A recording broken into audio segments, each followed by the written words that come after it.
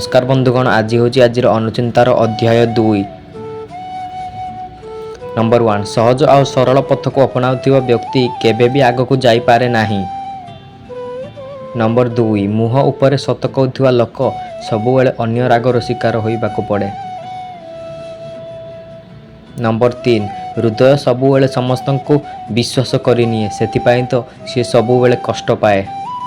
Number 4, किछि नुआ पाइबा आशारे सेमान को हरि दियो नाही जे माने आरंभरु तुमर। नंबर 5, सबुठु बड़ गुरु मंत्र हला आपण निजर राज को कहंतु नाही, नचे दिए आपण को पाई बर्बादीर कारण होई पारे। नंबर 6, किए जाने जे काली कण हेबो, सबुबेले वर्तमान रे खुशी हेबा सिख।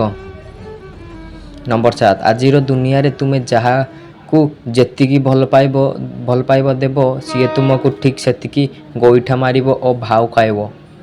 नंबर 8, हृदय भांगी गले जेतिकी कष्ट न हुए, निजर लोक किए दूर को चली गले ताठारु अधिक कष्ट हुए।